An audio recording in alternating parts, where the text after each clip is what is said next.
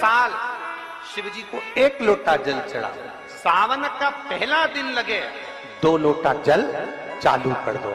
श्रावण के पूरे महीने 2 लोटा जल अपने घर से लेकर जाओ, और अपने घर से जब जल लेकर जाओ तो ये विचार कर कर जाना, आज मैं शिव को काशी में, आज मैं शिव को केदार में, आज शिव को अमरनाथ में, आज शिव को भीमा शंकर में, आज शिव को मल्लिकार्जुन में। और फिर निवेदन करूंगा, जिस बहन को 19 और 20 साल तक भी औलाद नहीं हुई हो तो कृष्णेश्वर महादेव का नाम लेकर 2 लोटा जल तुम्बकेश्वर महादेव का नाम लेकर चढ़ा कर देखना, सावन के बाद में बाबा संतान जरूर देगा, झोली जरूर भरेगा।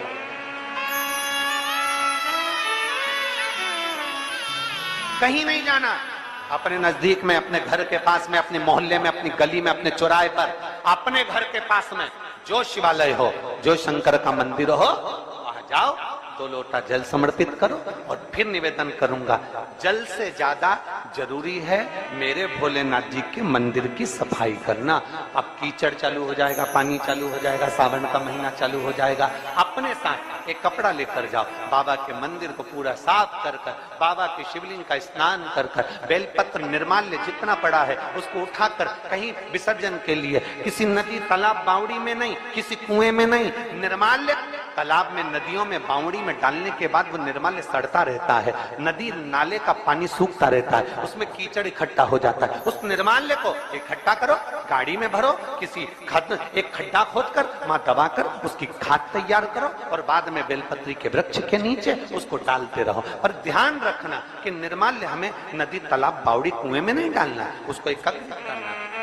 शिव के मंदिर की जितनी सफाई कर सकते हो, शंकर के मंदिर को जितना साफ कर सकते हो, शंकर के मंदिर को जितना निर्मल कर सकते हो, उतना करो। अपने मन में एक भाव बना लो, जैसे भगवान विष्णु ने एक भाव बनाया था, सावन के महीने में 108 कमल के पुष्प शंकर जी को दूंगा। पार्वती जी ने भाव बनाया था, श्रावण के महीने में शंकर जी को 2 लोटा जल समर्पित करूंगी। माता सती जो भगवान शंकर की अर्धांगिनी रही, उन्होंने भाव बनाया था, मेरे देवादिदेव महादेव को रिझाने के लिए मैं भगवान शंकर की 108 वृक्ष लता से स्नान कराऊंगी। ये अपने भीतर एक संकल्प अपने भीतर लेना है कि श्रावण के महीने में हमें शिव को कैसे रिझाना है, शंकर को कैसे प्रसन्न करना है, शंकर को कैसे प्रकट करना है, शंकर को कैसे प्राप्त करना है, शंकर को कैसे अपना बनाना है, शंकर को अपने करीब में कैसे लाना है, शिव को अपना कैसे बनाना है, ये अपने ऊपर निर्भर करना है।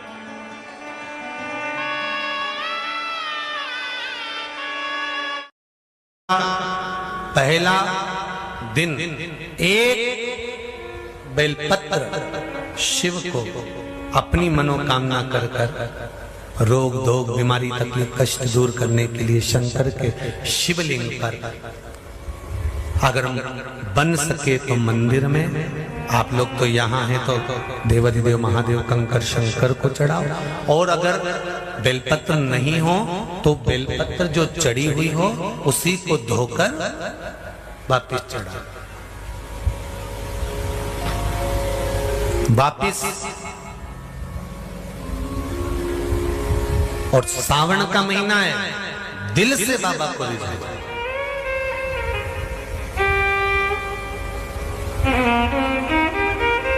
हम धर्म करने के चक्कर में, परमात्मा के भजन के चक्कर में किसी का अपमान ना करें। इसका सावन के महीने में 2 लोटा जल महादेव जी को चढ़ाने के लिए जाओ, तब 3 चीजें अपने अंदर धारण करना। पहले नंबर का तो 2 लोटा जल जब घर से लेकर जाओ तो जरूरी नहीं कि दोनों हाथों में लेकर जाओ, एक लोटे के ऊपर दूसरा लोटा रखकर दूसरा हाथ से अगर कोई काम हो, पल्लू लेना हो या कोई कार्य हो तो कर सकते हो, नहीं तो तुम 2 लोटा हाथ में रख लो और पल्लू डाल देना सिर पे, जरा सिर पे पल्लू। अब वो तुम्हारा लोटा हाथ में, वो बेचारा वो भेरू पल्लू रख, ठीक है, थोड़ा और खींचो ये बाजू का, तो पल्लू वो भेरू ने और खींचा है, ठीक है, ये पल्लू हमारा मुंडा में दे दो, अब ठीक है।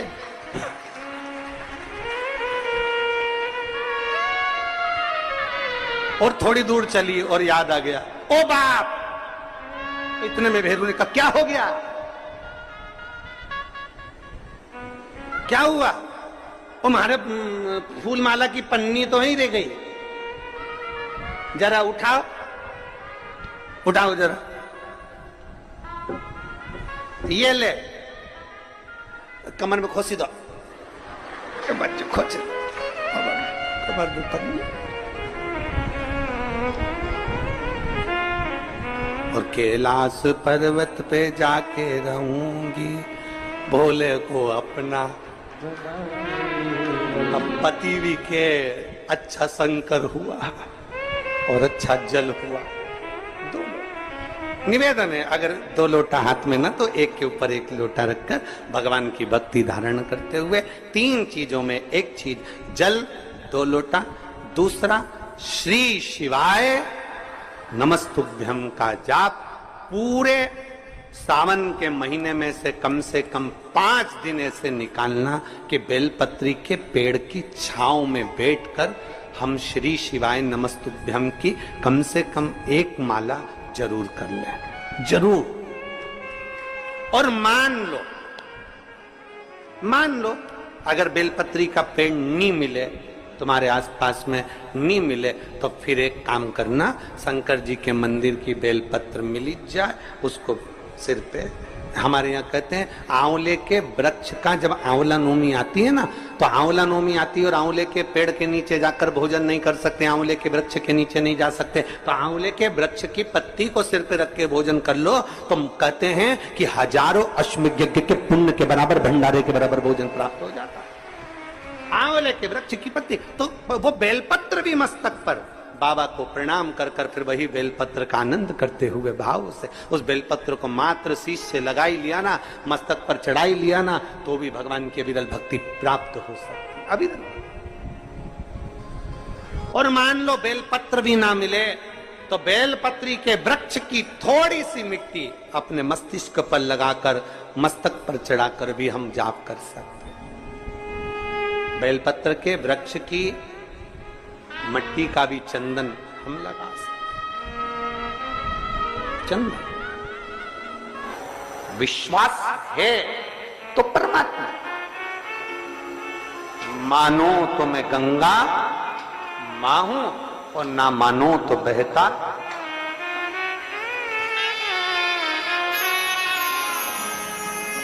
आप मानो तो मैं मां हूं, आप मानो तो मैं गंगा मां हूं, ना मानो तो बहता पानी। आप मानो तो आपके नजदीक में, आपके घर के पास में जो शिवालय है भगवान शंकर का, एक छोटा सा शिवलिंग है। मानो अगर दिल से तुमने मान लिया कि ये केदारनाथ है, दिल से तुमने मान लिया कि ये महाकाल है, दिल से तुमने मान लिया कि भीमा शंकर है, दिल से तुमने मान लिया कि ये मल्लिकार्जुन है, दिल से तुमने मान लिया कि विश्वनाथ है। जिस दिन तुम्हारा मन पर जाए, श्रावण के महीने में जब तुम 2 लोटा जल चढ़ाने के लिए जाओगे,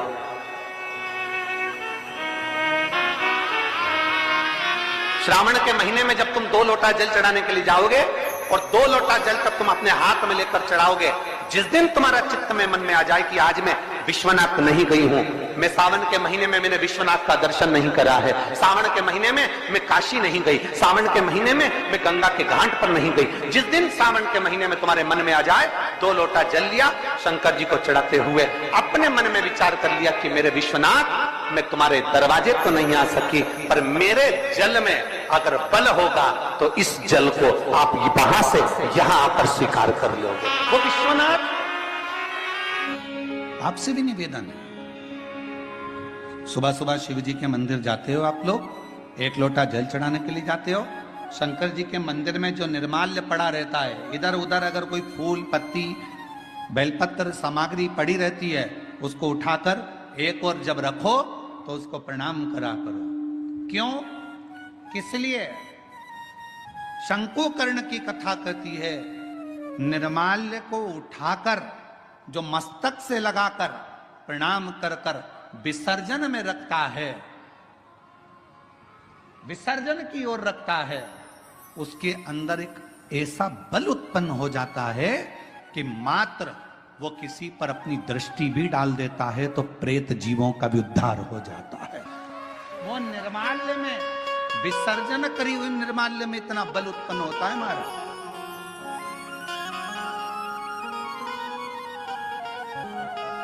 यज्ञ, हजारों हजारों सिद्धि यज्ञ, सारे यज्ञों का अगर पुण्य फल प्राप्त करना है तो 3 वृक्ष ऐसे हैं जिन वृक्ष की त्रिवेणी में अगर एक बार भी अगर मौका लग जाए इन 3 वृक्षों का स्मरण करने में, पहले नंबर का बेलपत्र का वृक्ष, दूसरे नंबर का पीपल का वृक्ष, तीसरे नंबर पर है महाराज भगवान देव अधिदेव महादेव की कृपा से शमी का वृक्ष। अगर कहीं योग से बन जाए, आप रास्ते से निकल कर आ रहे हो, कहीं पीपल का पेड़ मिल गया, जल चढ़ाया, बेलपत्र मिल गया, शमी पेड़ मिल गया, जल समर्पित कर दिया, जल समर्पित करते करते आप अगर कहीं 3 वृक्षों पर आ रहे हो तो हजारों हजारों सिद्ध यज्ञ के फल प्राप्त हो।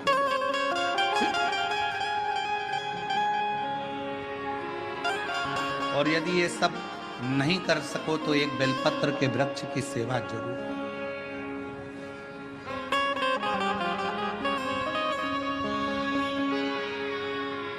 एक संकल्प लो, आप और हम सब मिलकर उसको पूरा करें।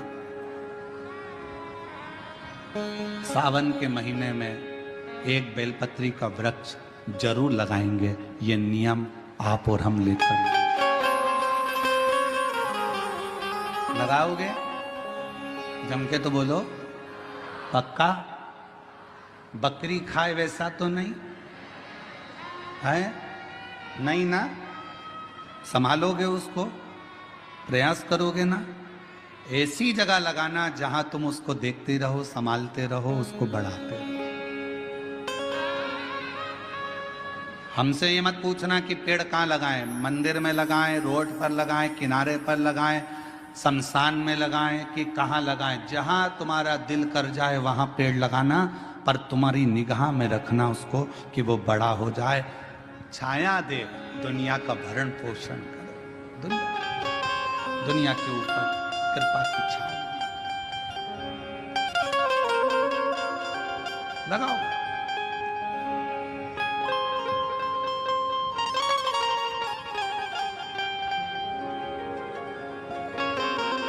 शंकुकर्ण,